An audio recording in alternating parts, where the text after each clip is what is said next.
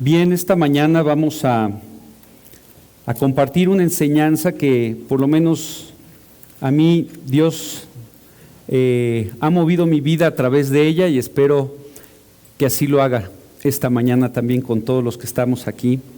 Y la confianza que tenemos al abrir la palabra es que es el Dios de la palabra, no quien está aquí delante, que está muy interesado en la vida de cada uno de nosotros. Y al abrir la Biblia tenemos una promesa de parte de Dios. Dice Romanos 15:4, porque las cosas que se escribieron antes, para nuestra enseñanza se escribieron, a fin de que por la paciencia y la consolación de las Escrituras tengamos esperanza. Así que siempre que llegamos a la palabra, hay un proyecto de parte de Dios de construir en nuestras vidas. Así que, ¿qué les parece si para comenzar inclinamos nuestro rostro, nos dirigimos a ese Dios que esta mañana tiene algo especial y particular para cada uno de nosotros? Bendito Padre, te damos muchas gracias por poder estar aquí esta mañana. Gracias, Señor, porque tu Espíritu es el que nos habla, el que nos edifica. Y hoy en particular tienes algo muy especial que decirnos. Gracias por este recinto y esta oportunidad de compartir juntos como iglesia. Y te pedimos, Señor, que nos des oídos dóciles y corazones dispuestos para ser movidos por ti. En tu nombre te lo pedimos. Amén. El libro de Jueces siempre me ha llamado mucho la atención por dos causas. Primero, por su contenido, tiene un contenido muy particular, y también por su ubicación dentro de la Escritura. No es casualidad que está después del libro de Josué. Si yo te preguntara que me hicieras una lista corta de tus paladines de la fe, de aquellos hombres y mujeres que han, a través de las páginas de la Biblia, movido tu corazón hacia una mayor confianza, una mayor entrega, un mayor entendimiento de la victoria y del alcance que tiene el plan de Dios para tu vida, pues estoy seguro que Josué estaría en esa lista corta. Vemos que cuando Moisés está por morir, Dios le dice que el siguiente líder será Josué, y cuando después de la muerte del profeta, Dios se acerca a Josué y le da unas promesas increíbles en el capítulo 1, en donde básicamente le confirma que independientemente de que Moisés, ese gran líder, ya no estaría ahí, Él, Dios, el que hizo de Moisés y el que trabajó a través de Moisés, estaría con Josué. Y lo invita a que medite de día y de noche en su palabra, ¿verdad? Que cuide de guardar y hacer todo lo que en él está escrito, y entonces hará prosperar su camino y todo le saldrá bien. No sé tú, ¿verdad? Pero ese versículo me ha acompañado en diferentes pruebas en mi vida. Ves a lo largo del libro de Josué, ¿verdad? La victoria prácticamente absoluta que Dios le da en todas sus batallas.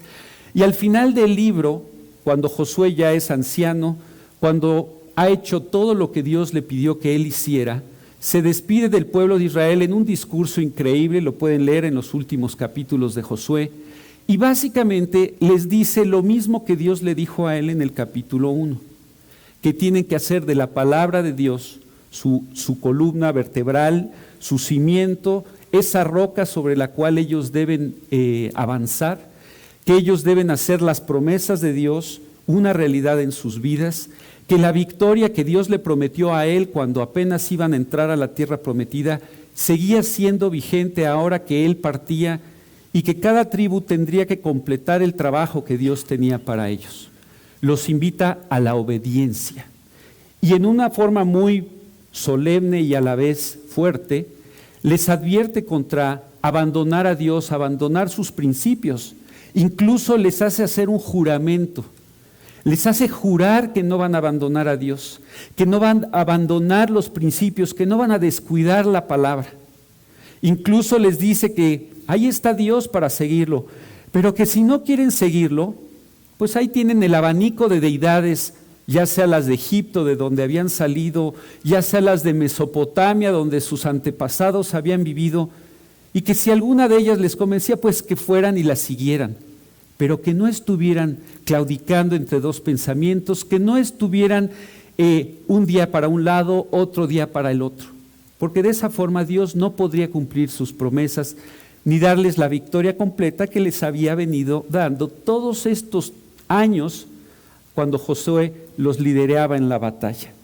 El pueblo, ¿verdad?, no sé si ofendido o movido por este juramento al cual Josué los llama, dice: juramos y solemnemente obedeceremos a Dios. No, dice Josué, ustedes van a abandonar a Dios. No, no lo vamos a abandonar, dice el pueblo, y así es como se despide este gran líder. Muere Josué y entramos al libro de Jueces. ¿Por qué les comentaba que me llamaba la atención la ubicación de este libro en la Biblia? Precisamente porque después de un testimonio tan fuerte, tan claro de Dios por parte de Josué, tan contundentes las victorias una tras otra ante todos los desafíos que el pueblo de Israel vivió al frente de Josué, con Josué al frente, llega el libro de Jueces. Así que abran el libro y ábranlo en el capítulo 1. El contexto es este: Josué ya murió, el pueblo al frente de Josué ocupó ya cada una de las 12 tribus los territorios que por suerte, si recordarán, Moisés manda a los espías, los 12 espías recorren todo el terreno, mapean cada territorio, se divide por suertes en 12 y a cada una de las 12 tribus se le asigna un territorio. Y en el libro de Josué fueron conquistando, ocupando cada uno de estos territorios.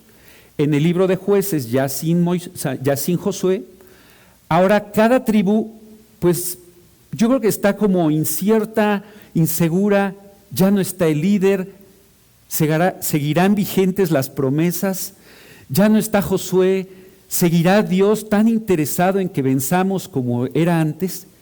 Y cada época de cambio en tu vida, hay preguntas que surgen.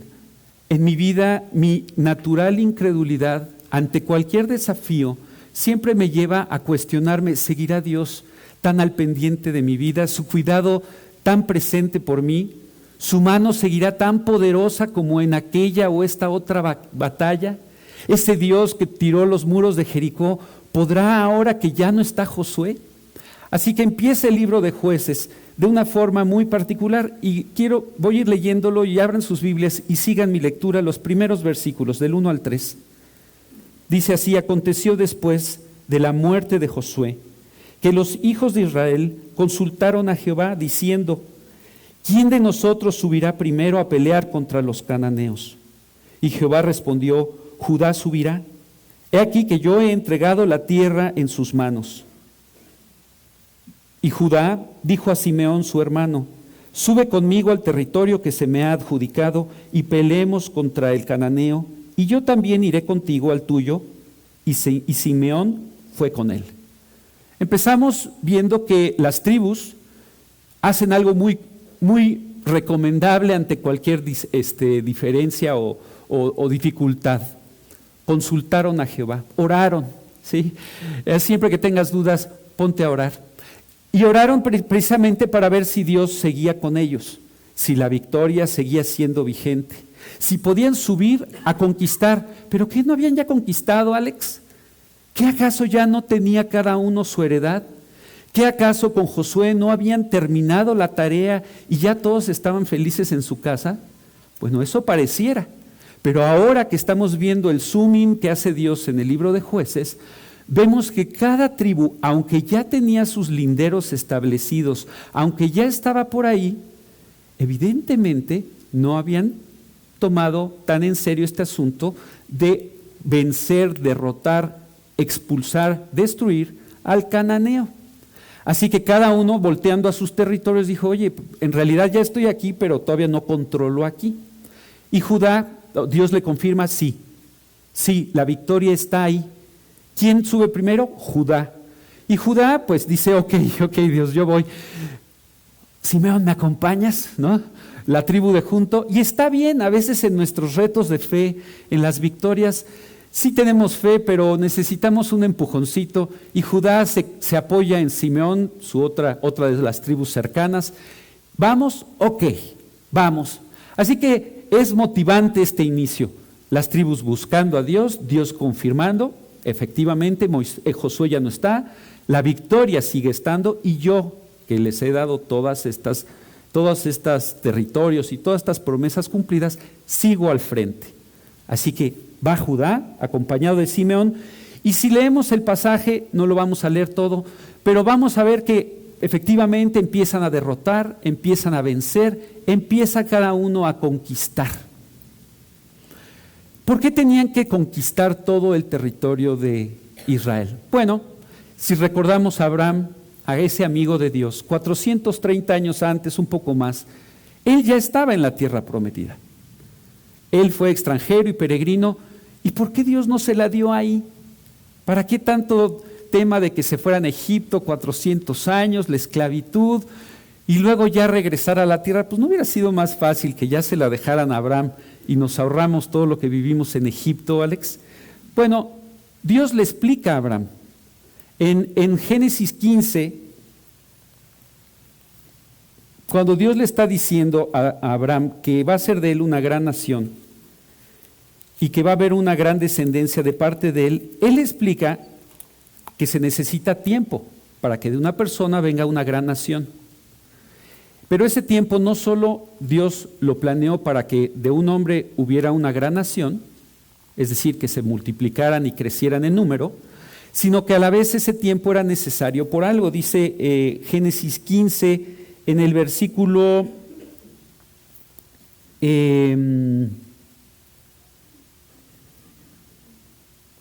déjenme ver, ahí les está hablando Dios de todo esto. A partir del versículo 18, le empieza a decir: en aquel día hizo Jehová un pacto con Abraham, diciendo: a tu descendencia daré esta tierra, y desde el río de Egipto hasta el río grande, el río Éufrates, la tierra de los ceneos, la tierra de los... Y le empieza a decir toda esta tierra. Pero en el versículo 16 le dice: y en la cuarta generación volverán acá, porque aún no ha llegado a su colmo la maldad del amorreo hasta aquí. Dios tenía un doble propósito con darle la tierra prometida a Abraham. Por un lado, cumplir la promesa del territorio, pero por otro lado, dejar pasar tiempo hasta que el amorreo, el fereceo, todos los que vivían en la tierra de Canaán, que no tenían una vida correcta, que no habían respondido al mensaje y que tenían inclusive prácticas muy equivocadas, su maldad llegara al colmo. ¿Por qué? Porque Dios iba a usar el cumplimiento de la promesa de la tierra prometida, por un lado para dárselas a Israel y por otro para juzgar lo malo, ¿sí? Dios tiene un problema con el pecado y es fuerte. Dios no es indiferente a la maldad y llega un momento en donde Él, a pesar de su amor, de su proyecto, tiene que tratar la maldad. Y ahora que han pasado estos 400 años, la maldad de los cananeos han llegado al colmo y Dios manda que los destruyan, ¿sí? ¿Por qué? Porque es como un tumor que se detecta que es maligno, hay que extirparlo, ¿verdad? Aquí Dios dice: tienes que extirpar a la nación de Canaán. Ustedes van a cubrir, conquistar completamente ese territorio, y a estas naciones no pueden coexistir con ellas, porque si coexisten con ellas, su pecado los va a destruir también a ustedes, los va a contaminar. Así que por eso es por lo que era tan importante que cada una de sus tribus la conquistara completamente. Así que va Judá, ayudado de Simeón, y empiezan a tener las victorias como cuando Josué era su líder. Qué gran aliento. Pero empezamos a leer palabras, y eso es lo que me llama atención en cuanto al contenido del libro de Jueces, que no estaban en el libro de Josué. Batallas que empiezan a tener un resultado diferente. Vemos que empiezan a combatir, ¿no? Y si vemos, avanzamos un poco y leemos los versículos en el 19, después de describir todas las victorias que ha tenido Judá, vean lo que dice el versículo 19. Y Jehová estaba con Judá, quien arrojó a los de las montañas, mas no pudo arrojar a los que habitaban en los llanos, los cuales tenían carros herrados. Continúa diciendo: y dieron Hebrón a Caleb, Y el 21 dice, mas al Jebuseo que habitaba en Jerusalén no lo arrojaron los hijos de Benjamín.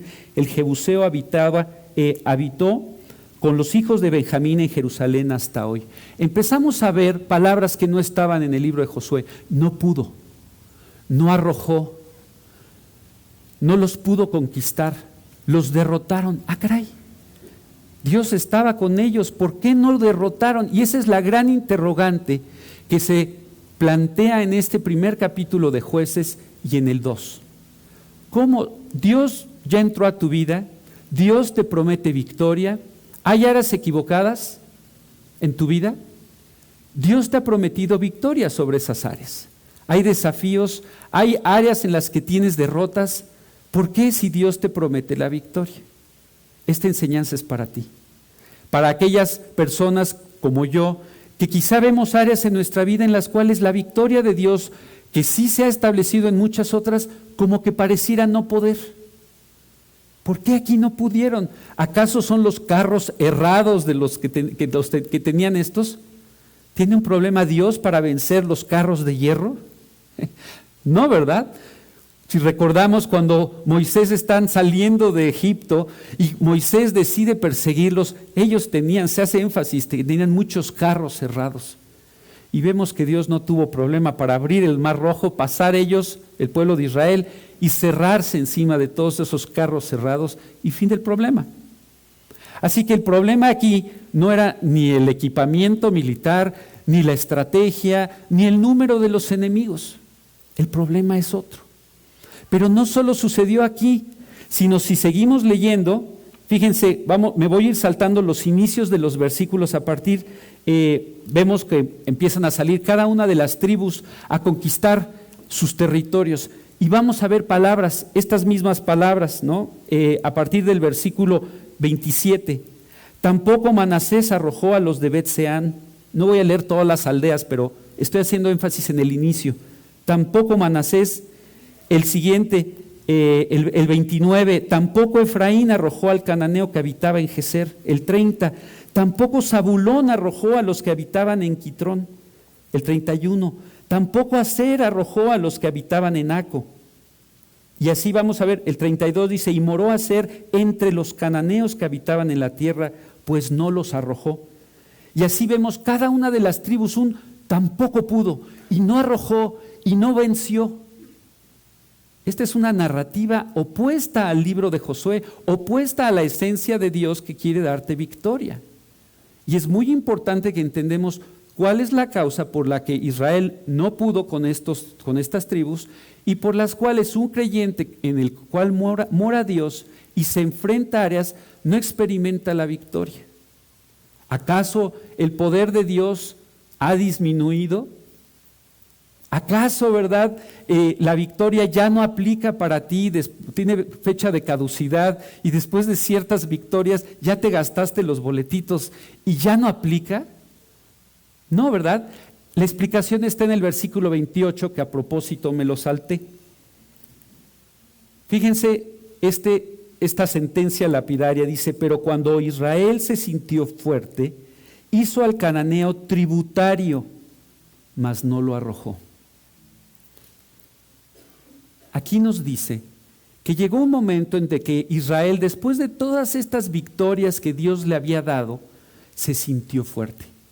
Noten que el pasaje, la Biblia es como un bisturí, ¿verdad?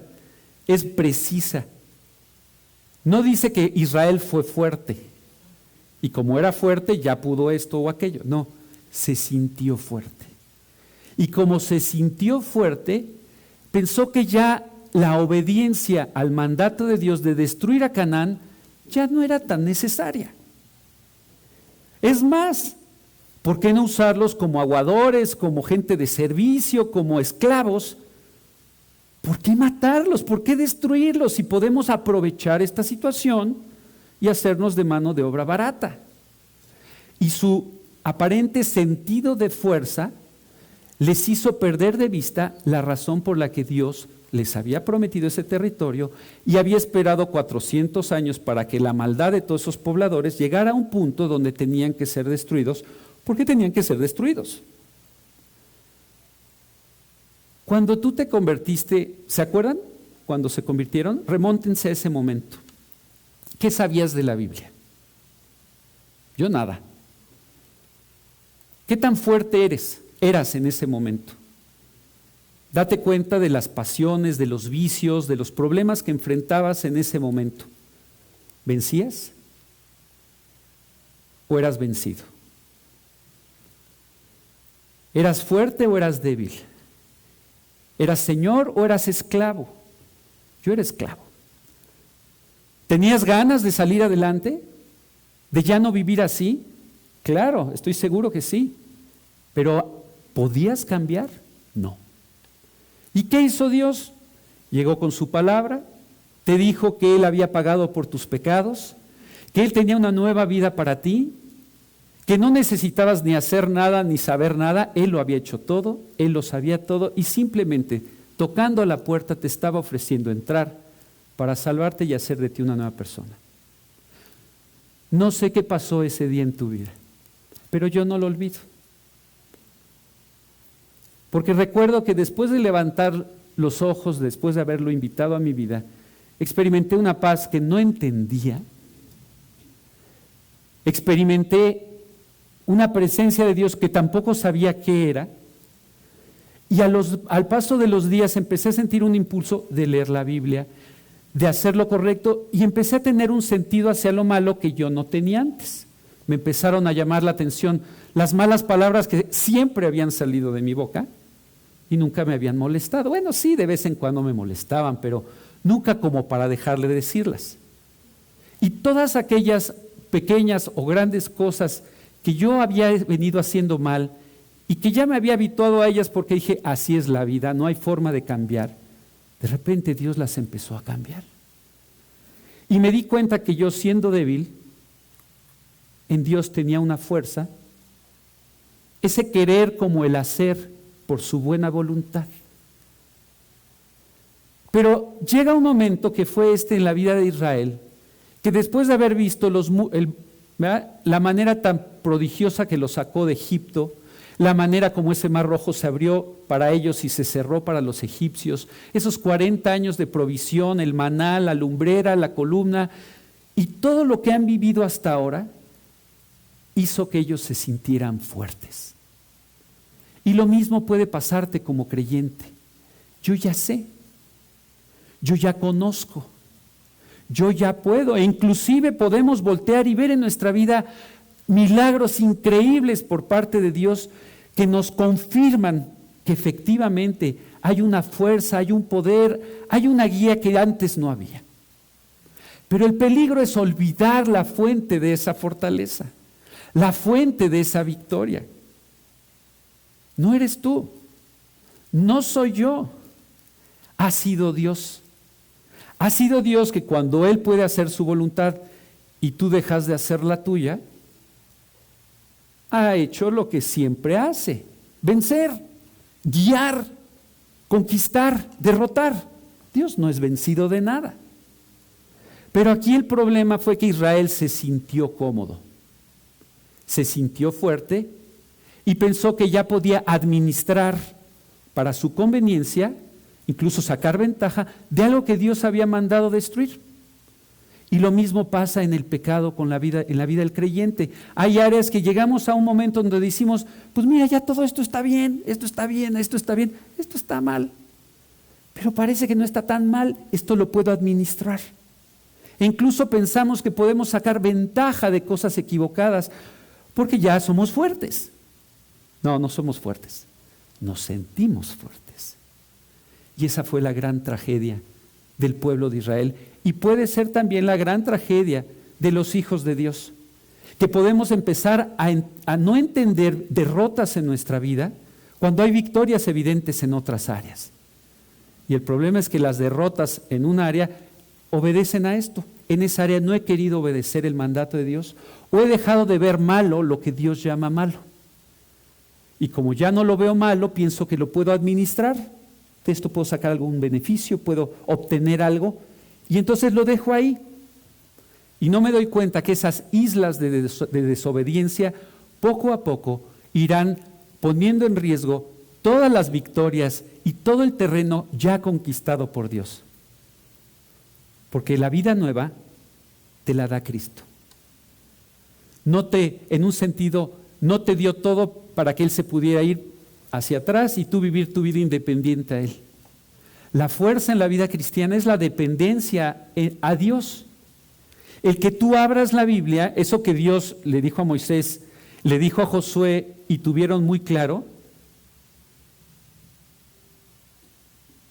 eso es lo mismo que el creyente debe tener claro. Nunca se apartará de tu boca este libro de la ley, sino que de día y de noche meditarás en él para que guardes y hagas conforme a todo lo que en él está escrito.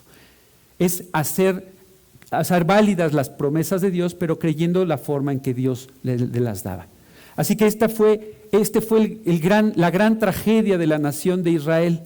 Empezaron a sucumbir ante los cananeos y acomodarse, ¿verdad? En vez de tener, si a Israel les había dado a cada tribu un territorio ahí, estaban todos en un rinconcito agazapados, los de Israel y los cananeos gobernando en realidad, controlando, aunque era ya tribu de Judá, de Simeón, de Benjamín, y estaban ellos agazapados en sus propios territorios. Y Dios no quiere que tú estés agazapado o que te retraigas en la vida cristiana, sino quiere que avancemos. Y este es el mensaje para ti y para mí hoy. Dios sigue siendo Dios. La victoria sigue siendo sobrenatural y completa. Hoy quizá ya sabes dónde estás. Si yo te digo, busquen Ezequiel, pues ya lo sabes, ¿verdad? Ayer predicaba en un grupo que está comenzando y buscar Juan era una proeza, ¿verdad? Encontrar Hechos. ¿Dónde está Hechos? Hoy yo creo que hasta si te busco, te pido que encuentres Amós, que son esos que duran una hojita. Yo me acuerdo al principio de mi Biblia cristiana, en la Biblia que tenía, no sé por qué, empezaron a leer varios versículos de Amós y dije, está en la página 845, porque no lo encontraba de otra forma. Hoy ya sabes muchas cosas. Hasta nos podemos parar aquí a dar una prédica. Pero no se trata de lo que sabes, de los estudios o de los años en Cristo, sino sigue siendo de lo mismo, se sigue tratando de lo mismo que el día que te convertiste. Tú haciéndote a un lado y dejándolo entrar. Tú reconociendo tu insuficiencia y tu incapacidad y creyendo en Él y dejándolo actuar. Haciendo a un lado tu voluntad y permitiendo que Él hiciera la suya. Y cuando Él te mostraba, ¿verdad?, algún versículo donde te exponía algo que hacías que estaba equivocado, tú te hincabas y le decías, Dios, esto en mi vida está mal, aquí lo entiendo, pero yo no puedo, hazlo tú. Y Él lo hacía. Y lo sigue haciendo. A menos que se traten de áreas que hemos decidido ya no conquistar, ya no erradicar, sino hacerlos tributarios. El tributo era eso, ¿verdad? Yo te dejo estar en tu tierra, en tu área, pero tú me vas a dar algo a cambio. Me vas a dar o las cosechas, o me vas a dar trabajo gratis, o me vas a dar algo. Y cuando el creyente permite pecado en su vida, lo hace tributario, piensa que va a obtener algo de él. Alguna gratificación, alguna satisfacción, algún beneficio en tu negocio, vas a hacer una tranza y piensas que el no ser recto, el no ser verdadero, el no hacer las cosas correctamente te saca un beneficio. Entonces hay cosas que dices, bueno, yo sí soy cristiano, pero no me pidas que pague impuestos. El gobierno es corrupto, ¿cómo voy a pagar impuestos? Bueno, el gobierno es problema del gobierno, pero Dios te va a pedir cuentas a ti. Y yo no podré llegar con Dios y decir, bueno, yo erré, yo no fui obediente porque fulanito o menganita, ¿no? ¿Verdad? ¿Por qué te enojas? Pues porque el otro. Ve lo que me hizo el otro. El día que Dios te pida cuentas, el otro no va a estar ahí, te va a decir, oye, pero yo te di victoria sobre el enojo, completa, una victoria a pesar de o especial para fulanito y menganita. No te sientas fuerte. No podemos administrar el pecado. Dios mandó que se destruyera y con justa razón lo mandó, porque si no te va a destruir a ti. Es un asesino. Si tú lo perdonas, Él te mata. Y eso es lo que Dios llamó al pueblo de Israel a hacer. Tienes que acabar con esto, porque si no, esto va a acabar contigo. En el capítulo 2, Dios mismo se presenta. Él no quiere que Israel viva sintiéndose fuerte y perdiendo todo lo que Dios le había prometido. Y en el versículo 2 dice, en capítulo 2, dice que un ángel se presenta a Israel y les habla. Y dice así, versículo 1 del capítulo 2. El ángel de Jehová subió de Gilgal a Boquim y dijo: Yo os saqué de Egipto, os introduje en la tierra de la cual había jurado a vuestros padres, diciendo: No invalidaré jamás mi pacto con vosotros, con tal que vosotros no hagáis pacto con los moradores de esta tierra, cuyos altares habéis de derribar. Les recuerda el principio: yo te prometí esto bajo la condición de que tú ibas a obedecer y a cumplirlo, de que tú ibas a no perdonar estos cultos idolátricos, paganos, inmorales que hay en esta tierra, y en eso habíamos quedado, Israel. Pero tú, dice, mas vosotros no habéis atendido a mi voz. Y me impacta esto. ¿Por qué habéis hecho esto? ¿Por qué? Imagínate Dios llegando contigo y preguntando: ¿por qué? ¿Por qué estás haciendo esto? Dios es Dios, Dios no tiene por qué preguntarme nada, Él lo sabe. Pero hay cosas que ni para Dios son explicables. ¿Por qué, si esto te va a destruir, lo dejas ahí? Y no sé tú, pero a mí esta enseñanza me impacta, ¿verdad? Me golpea. Porque no se trata de, pues en la mayoría de las cosas estoy bien y ya ahí voy bien. No, sino Dios quiere examinar los cimientos de tu vida, ¿sí? No el roof garden. Hoy te están construyendo un edificio junto a mi casa y bueno, ya llegó a la altura de, ¿no?, donde ya vemos el último piso, ¿no? Y están construyendo, no sé si son cuartos de servicio o qué, pero pues es la estructura donde nosotros vimos desde que hicieron el hoyo, los cimientos y todo, pues es la estructura donde menos cemento hay, ¿sí? Pues ¿por qué? Porque ya no tiene carga, ¿no? Son estructuras más ligeras. Pero normalmente una estructura, pues si tú quieres ver qué tan sólida es, te vas a las partes de abajo, a los cimientos. A veces nosotros estamos muy preocupados por los acabados de nuestro roof garden y no bajamos a los sótanos a ver cómo están los cimientos de la estructura. Y Dios aquí le está diciendo a Israel: aquí estás poniendo en riesgo los cimientos, porque estás permitiendo lo equivocado, el pecado, aquello que la vida nueva venció y desplaza, tú has decidido retener. Y eso afecta a las estructuras, afecta a las columnas que sostienen la vida cristiana. Ese pecado anónimo, esa actitud que solo pasa en tu mente y que piensas que como nadie se da cuenta o no afecta a otros, no importa. Como piensas que el daño es menor que el beneficio que tú obtienes, piensas que lo puedes gestionar y que puede estar ahí, que no afecta. Y Dios te está preguntando: ¿por qué lo haces? No lo hagas, porque eso no se va a quedar ahí, va a contaminarlo todo. Evidentemente Israel no tenía respuesta a esta pregunta. Y vean lo que dice el siguiente versículo. Por tanto, es decir, como tú no quieres esto, tú no quieres la victoria, sino quieres el beneficio material, temporal, el que sea, que estos pueblos te pueden dar. Por tanto, yo también te digo: no los echaré de delante de vosotros. ¿Ok? ¿Tú no quieres tu parte del pacto? Yo me retiro de la mía. Ya no hay victoria sobre estas cosas. Ya no tienes mi promesa de vencerlos sobrenaturalmente, como con Jericó, como con los gigantes, como cada una de esas grandes victorias. Si tú no quieres, no cuentes con mi fuerza sobrenatural para vencerlos. No los echaré de delante de vosotros, sino que serán azotes para vuestros costados, y sus dioses os serán tropezadero. Vaya sentencia. Vaya sentencia. ¿Dios quiere que el creyente fracase? De ninguna manera. Jesús pagó, derramó toda su sangre por ti. Por favor, no nos podemos quedar con como una muestra del Dios ya se desentendió. No. Si recuerdas todo lo que Dios había hecho para traer a la nación aquí, Él no quiere que sucumban, Él quiere que venzan, pero quiere que venzan de la única forma que es posible, con la fuerza de Dios, y quiere que entiendan que el pecado cancela la bendición de Dios.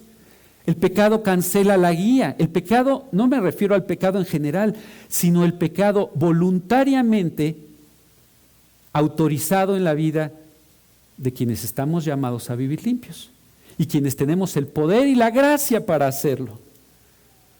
No se trata de aquella tentación que revolotea, sino aquellas áreas en donde tú has decidido mantenerlas ahí. A pesar del Espíritu Santo recordándote, Alex, esto no lo hagas. Tengo la victoria. Esta no es la historia que debes escribir en estos capítulos. Y Dios dice, yo me voy a retirar y entonces vas a sufrir por esto. Como ibas a sufrir, por eso Dios quería que lo quitaras, porque el pecado siempre hace sufrir, siempre hace llorar. De hecho, el versículo siguiente dice que el pueblo lloró cuando oyó esto, pero curiosamente no lloró por su desobediencia, ni lloró, ¿verdad?, por haber fallado, sino lloró porque ya no iban a tener la promesa de Dios. ¿Por qué te duele el pecado? ¿Porque te lo van a descubrir? ¿O por lo que realmente te está robando? Dios quiere darte la victoria y sabes, Satanás no te puede quitar la salvación. Si invitaste ya a Cristo a tu corazón, Cristo entró para siempre. El proyecto es uno y el mismo. Sacarte adelante, hacer tu vida victoriosa y hacerla brillar. ¿Por qué quiere hacerla brillar? Porque te ama. Porque quiere que la disfrutes. Quiere que estés lleno para que experimentes la abundancia que solo Cristo da. Pero no solo para eso. No solo quiere que tú digas, qué increíble, voy al cielo, qué bien me la paso, Dios gracias. Sino quiere que el de junto, que está igual de perdido que tú estabas antes de convertirte, voltee a ver y diga, oye, ¿y él qué tiene? ¿Por qué está tan contento? Y ella, oye, yo conocía su vida, era una calle de la amargura, porque ahora ya la veo tranquila, en paz, gozosa. Aquel era un borracho, ¿por qué ahora ya no toma? ¿Por qué ahora tiene una vida de bien? Él quiere no solo cambiar tu vida por ti, sino por el que está junto y necesita una vida brillar, ver una vida brillar que le llame la atención y se acerque y pueda saber que es Cristo. Que no fue el plan de los 10 pasos, de los 7 pasos, o que te uniste a este grupo o aquel, sino que es Cristo. Y que hay victoria en Cristo, hay vida en Cristo. Satanás no te puede quitar eso. Pero lo que sí puede hacer es hacerte la misma propuesta que le hizo a Israel. El pecado no es tan malo. Como con Eva, el fruto, Eva dijo, si lo comemos, el día que comamos moriremos. No moriréis. Lo mismo que nos dice hoy. Ese pecado no te va a pasar nada. Es más, mira, hazlo y no te va a pasar nada. Y pareciera que el fruto, oye, está rico, mira, Adán, no me morí. No, la muerte entró, lo que pasa es que la muerte no era así, entró el veneno. Y el veneno va recorriendo, ¿verdad? Como este niñito, ¿verdad?, que le picó la araña esta, ¿verdad? Hasta que se dieron cuenta, pero el veneno ya había carcomido, ¿verdad? Ya había hecho su daño.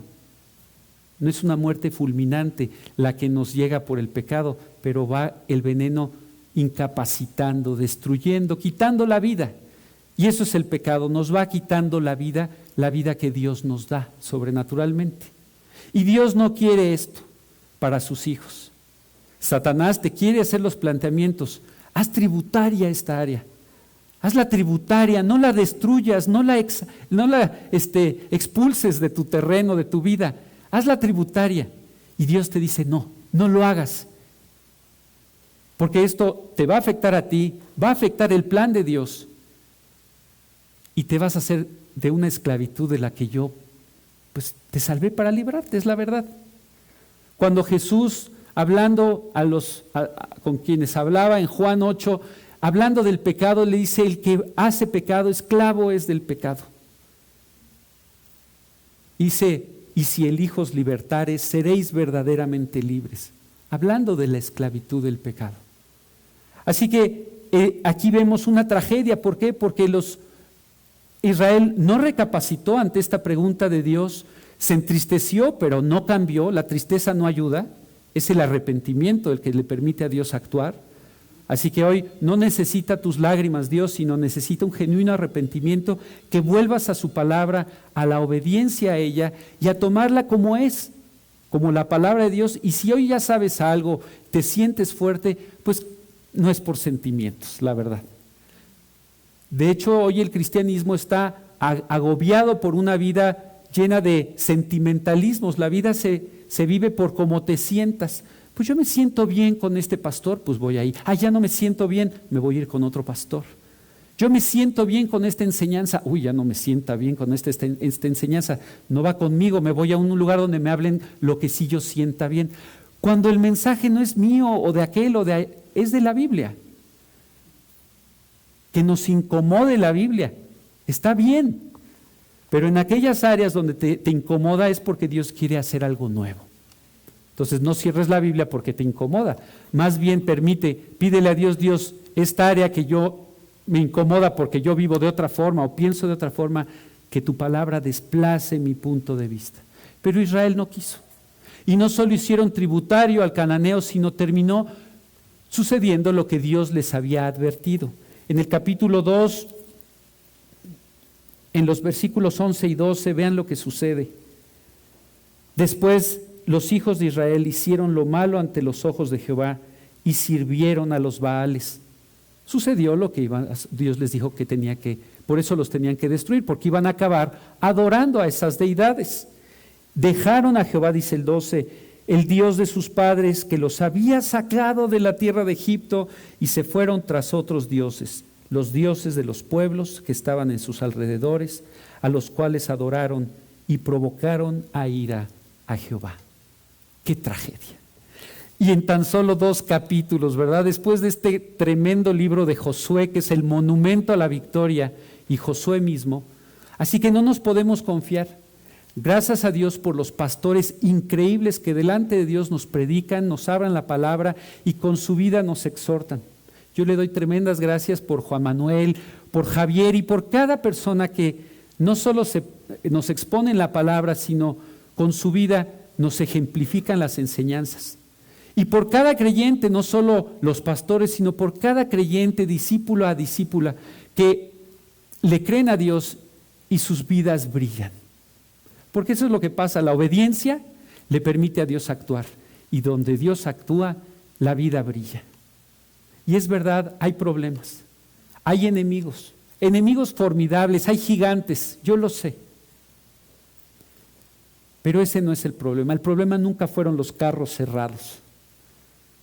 Dios sí puede con el hierro, Dios puede con todo.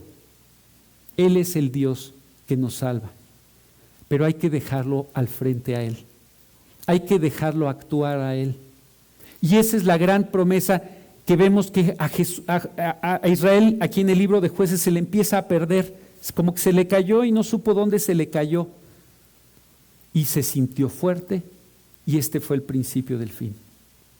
Hoy, la verdad, yo soy el primero que estoy sentado ahí escuchando esta enseñanza. Porque finalmente todos podemos estar tentados a sentirnos fuertes. Y Dios nos dice: ten cuidado, porque los enemigos no van a perdonar si tú te descuidas. Satanás, el mundo está muy complicado, es un fondo negro en el cual nos movemos, pero sabes, los brillantes se necesita un fondo negro para verlos. Recuerdo cuando me iba a casar y uno está empezando el anillo de compromiso y cómo lo va a ver, y empieza uno a tener que aprender cosas que antes no sabía, las 4 Cs de los diamantes y demás. Y en todas las tiendas o los lugares a donde iban, siempre ponían la piedra sobre un fondo negro. Me dice: es que esa es la forma de ver el brillo, esa es la forma de ver el diamante. Y esa es la forma de ver a un creyente. Ante los desafíos, ante los retos, ante los asedios, ¿qué vas a hacer? Dios quiere brillar a través de ti. Necesita que recuperes Josué 1:8, que volvamos a hacer de su palabra la guía. Este es solo el principio del libro de Jueces. ¿Han leído Jueces? ¿Quién ya leyó Jueces? Ok, la mayoría. ¿No les ha sorprendido las historias que luego lees en Jueces? Yo me acuerdo las primeras veces que leí Jueces, yo no entendía. Oye, ¿esto está bien o está mal? ¿Ah? O sea, ¿este es creyente o no es creyente, verdad? Sansón, aún los líderes, ¿verdad? Oye, ¿esto que hizo Sansón está bien o está mal? Ya no sé. El levita que parte a su concubina y la reparte, ¿verdad? Ves unas historias y oye, ¿esta gente sí sabía o no? ¿Cuál era la idea de esto? Y si nos vamos al siguiente. Ruth, está muy bonito, es el siguiente, ¿verdad? Pero no entiendes Jueces si no entiendes esto. Esto explica Jueces. ¿Qué pasó? Abandonaron los principios. Y el último versículo resume perfectamente el sentir de todo el libro. Váyanse al final. El último libro de Jueces, el último versículo.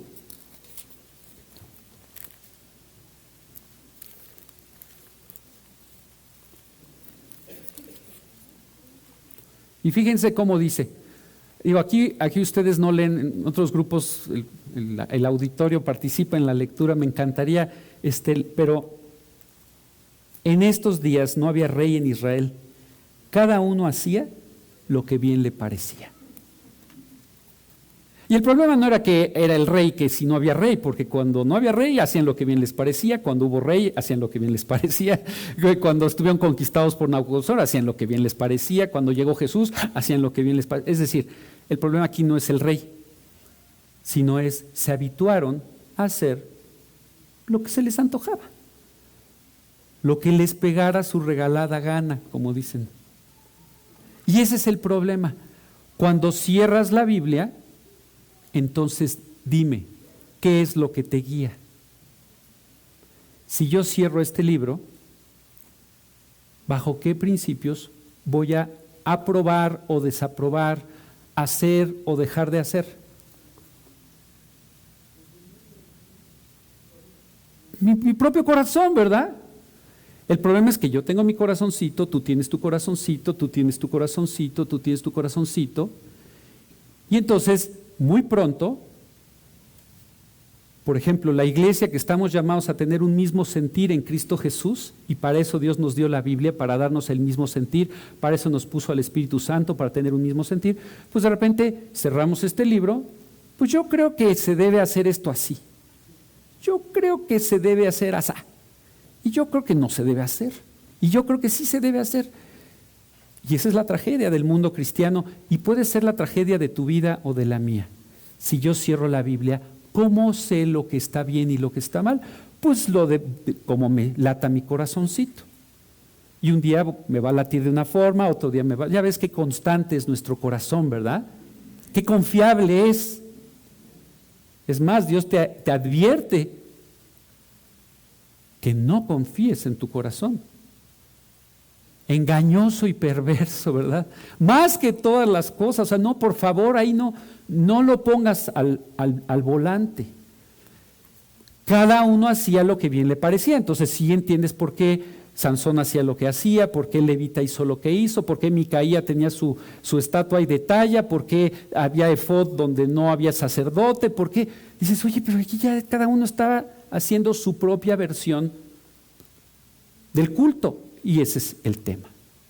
Te invito a que vayamos todos a la fuente y que nuevamente la Biblia sea tu fuente, mi fuente, y que mi parecer, no, porque igual a ti no te parece cómo se lleva la alabanza, o a ti no te parece cómo se hace esto, bueno, le puedes preguntar al pastor por qué se hacen las cosas así, pero sobre todo cuando sean cosas donde la Biblia claramente muestra el parecer de Dios, haz tu parecer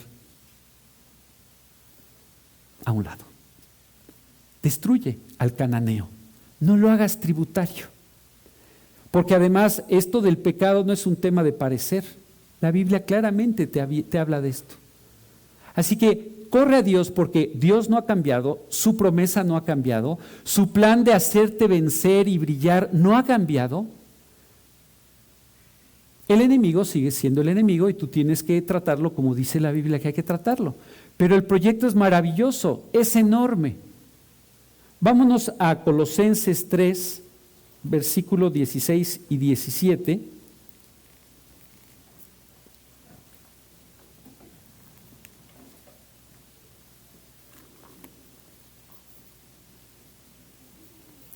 Que sería el Josué 1:8 del Nuevo Testamento. Dice: la palabra de Cristo more en abundancia en vosotros, enseñándoos y exhortándoos unos a otros en toda sabiduría, cantando con gracia en vuestros corazones al Señor, con salmos e himnos y cánticos espirituales. Aquí, a la persona que decide hacer de la Escritura su fuente, produce una felicidad el ver que finalmente hay victoria sobre esas áreas que no podías vencer, hay victoria sobre esos pecados que te habían esclavizado toda la vida. Y cuando tú ves estas victorias, no puedes más que cantar.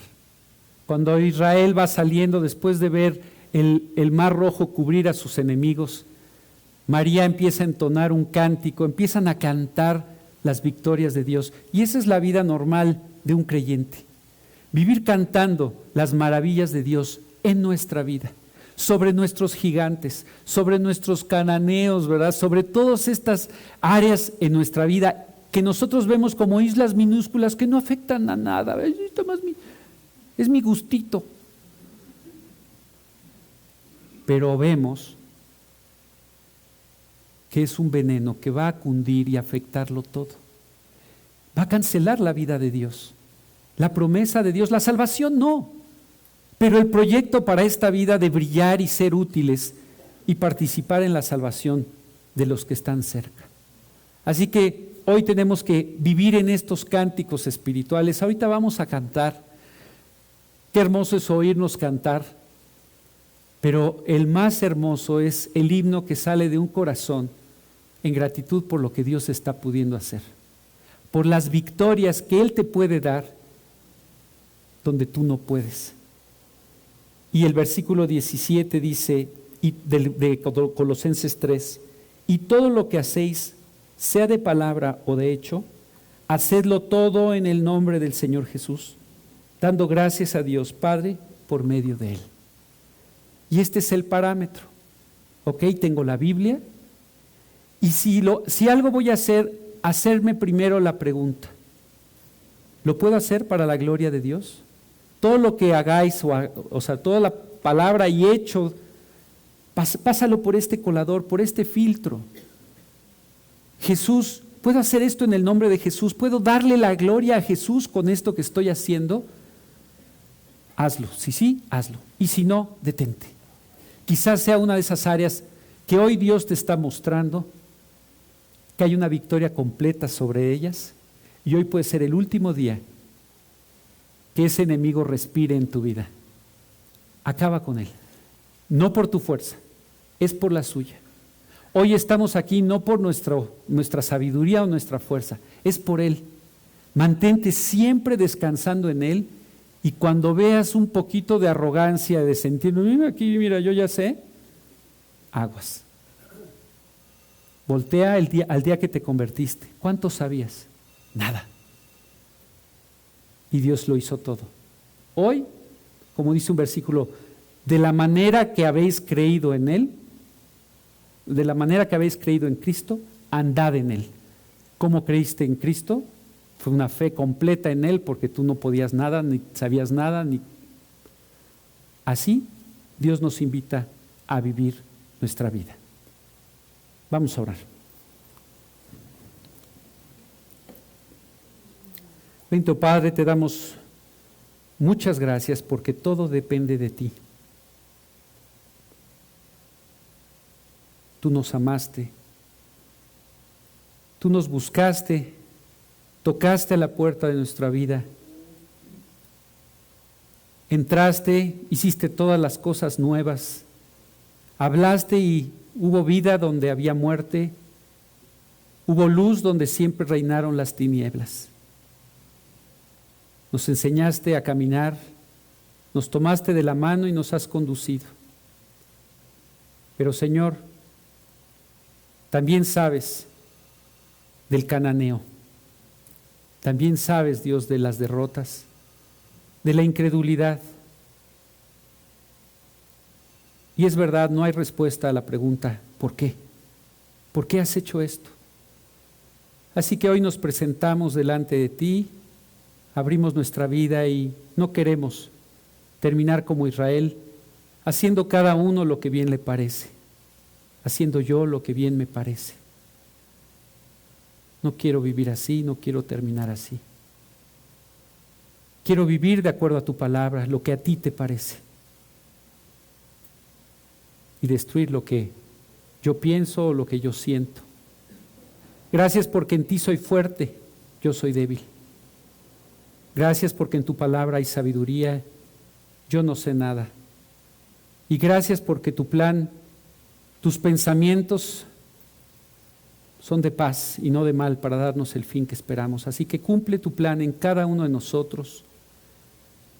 Que tu palabra nos guíe y nos dé ese valor para terminar con lo que está equivocado en nosotros. Y Señor, derrama tu espíritu, tu gracia, para que brillemos en medio de este fondo oscuro que es el tiempo que nos ha tocado vivir. Danos un mismo sentir y actuar en Cristo Jesús. Gracias por estas oportunidades de estudiar tu palabra y ser exhortados, enseñados por ella. Gracias por Javier y su familia, cuídalos, bendícelos en estos días de refrigerio. Y gracias, Dios, por sus vidas, por G316 y por cada oportunidad que nos das de compartir de ti. Por Cristo Jesús, amén.